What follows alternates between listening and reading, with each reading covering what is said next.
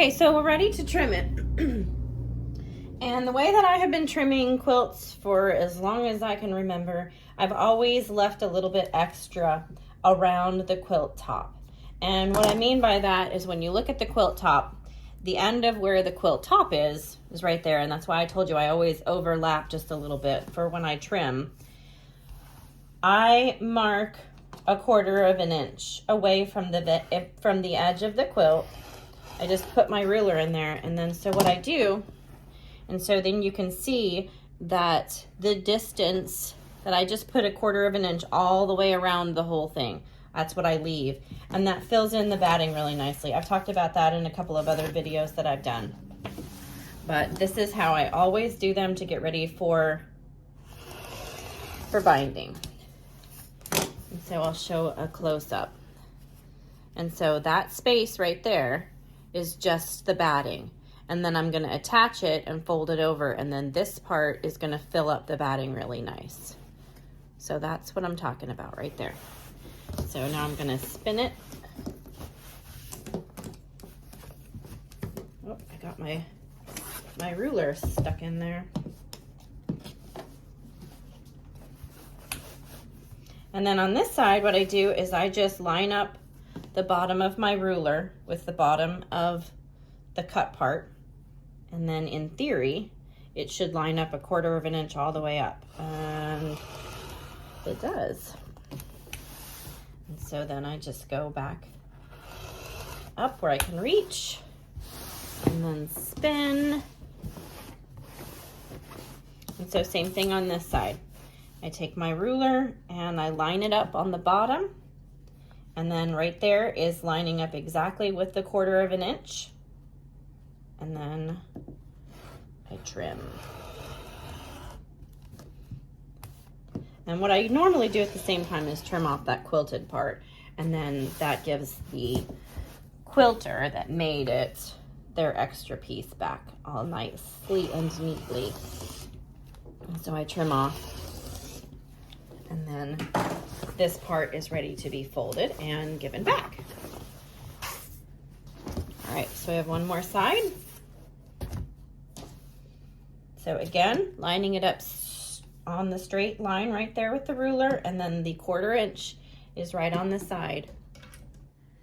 Let me see if I can show you exactly. So the 1/4 of an inch is right there, and it lines up all the way. So there's 1/4 of an inch down here and here.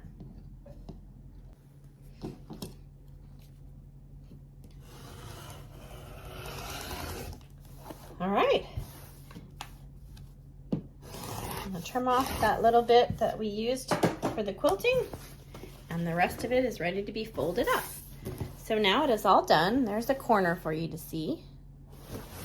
And then when we attach the binding, we're gonna attach it to the top, and we're gonna line it right up with that. And I'll show you that under the Juki in just a second.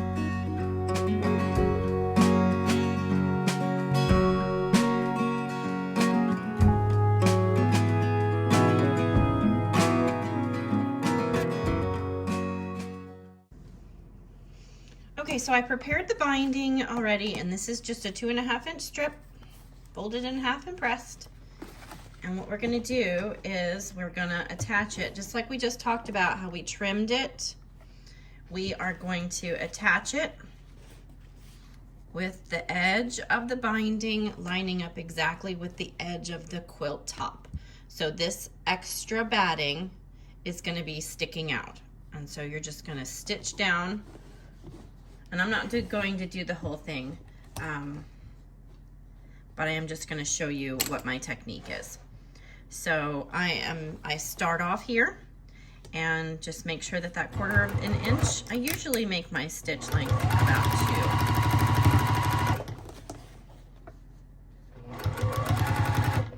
And what I do on the edges is I line it up. I don't usually mark it. Let's see, because I have been doing this for quite a while and I don't really need to anymore. However, let me grab a ruler real quick and show you. Here's one. So what I normally do is I can take 1/4 of an inch on my ruler and I put that down, and then I can put a pin right in the edge so I know where the 1/4 of an inch is. And then I stitch down until I get to that needle. Leave my needle in, take that one out, and then I pivot. And what that's going to do is it's going to be able to, it's going to draw a line. Well, let me pull it through here. It's going to draw a line from the edge all the way to the edge of the binding. That way when you fold it over, it makes a nice mitered edge all the way from the very edge of the quilt top and covers all the way. So when you drive out of you're going to drive right to the end of that point. And then that way it's ready to go. So when you spin it, whoops. I don't think I've ever done a video where I didn't drop something. So then when you fold it back over, so there it is, and then you're gonna fold it and line it up right there. And then you're going to start your stitching again. And I always back stitch.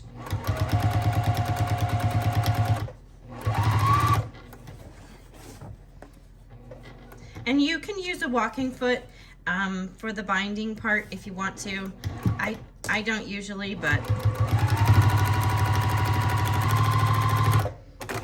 for video sakes, I just want to show you. So what we've done is we've added, it's kind of dark there.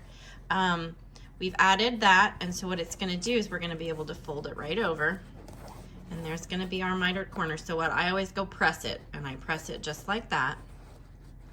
And then that folds over and it gives you the perfect mitered corner.